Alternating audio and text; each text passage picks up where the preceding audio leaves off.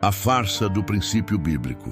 No princípio, criou Deus os céus e a terra. Gênesis 1:1.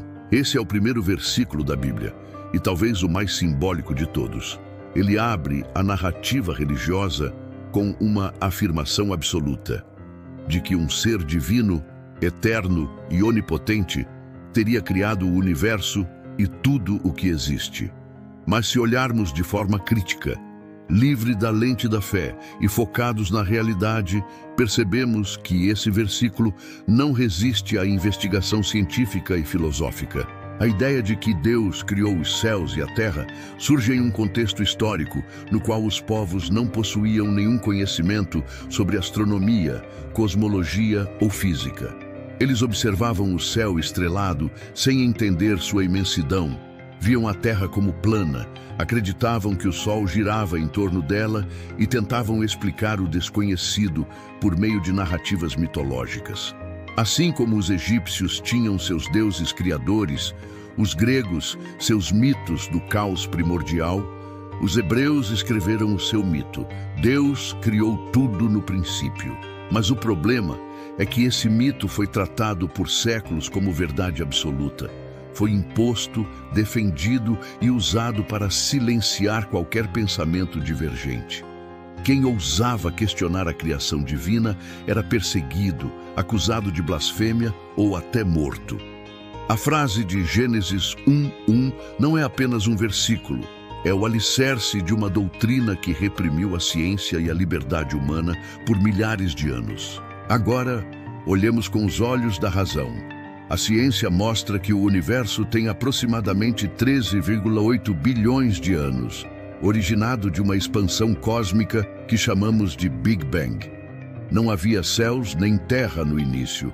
Havia energia, partículas elementares, formação de átomos, evolução das estrelas, fusão nuclear criando elementos químicos, e só bilhões de anos depois é que surgiram planetas como a Terra. Nenhum relato bíblico prevê isso. Pelo contrário, Gênesis fala de céus e terra já formados desde o princípio, algo incompatível com a realidade. A cosmologia atual não precisa de um Deus para explicar a origem do universo. Ela utiliza observações, telescópios, cálculos e teorias testáveis. Já a religião oferece apenas uma frase curta, sem prova, sem detalhe, sem fundamento. Deus criou. Mas como? Quando? Onde estava esse Deus? Quem o criou? A fé responde com silêncio ou dogma. Não questione. O ateísmo, por sua vez, não aceita esse conformismo. Ele exige perguntas, investigações e respostas baseadas em evidências. Outro ponto importante é entender que a frase "no princípio" é vaga. Que princípio? Para a ciência, o tempo e o espaço nasceram juntos no Big Bang. Antes disso, não existe princípio como entendemos. O próprio conceito de começo absoluto é relativo, e ainda em estudo. Já a Bíblia apresenta uma explicação simplista, como se tudo tivesse começado num ato mágico de criação, sem necessidade de causa ou processo. Isso pode ser reconfortante para quem não quer pensar, mas não resiste ao pensamento crítico. Muitos defensores da fé dizem que a ciência também não explica tudo, e por isso Deus continua sendo a melhor resposta. Mas essa é a famosa falácia do Deus das lacunas. Usar a ignorância científica como espaço para inserir divindades. Antigamente, Deus era a explicação para trovões, para doenças, para eclipses.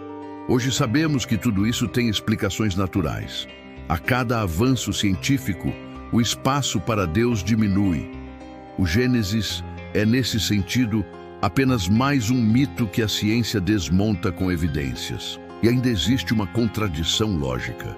Se Deus criou os céus e a terra, quem criou Deus? Se tudo precisa de um princípio, o próprio Deus deveria ter um. Os religiosos respondem que Deus sempre existiu, mas não aceitam que o universo possa ter existido eternamente em ciclos, ou que possa ter surgido espontaneamente de leis físicas. Preferem acreditar em uma entidade invisível, sem provas, mas que magicamente resolve todas as questões. Essa é a diferença entre fé e razão. A fé para no dogma, a razão continua investigando. O mais grave é que essa crença moldou a forma como bilhões de pessoas enxergam a realidade. Ao acreditar que um ser divino criou tudo, muitos deixam de se maravilhar com o verdadeiro processo da vida, que é muito mais fascinante.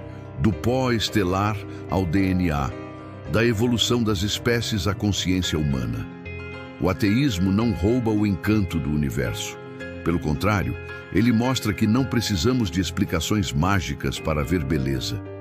O universo em si é grandioso e complexo o suficiente para despertar reverência, não por um criador, mas pela própria realidade. Portanto, ao lermos Gênesis 1:1, o ateísmo responde: não foi Deus quem criou os céus e a terra, foi o universo por si mesmo, através de leis naturais, processos físicos e bilhões de anos de evolução cósmica. Essa resposta pode não ser tão simples, mas é verdadeira. Ela não nega a grandiosidade da existência, mas a coloca em mãos humanas. Somos fruto desse cosmos, feitos de poeira de estrelas, capazes de compreender nossa própria origem. A religião oferece certezas fáceis e ilusórias. O ateísmo oferece dúvidas, perguntas e investigações, e é justamente isso que nos faz crescer. O Gênesis abre com um mito, mas a humanidade pode abrir os olhos para a realidade. Não precisamos de Deus para explicar o princípio.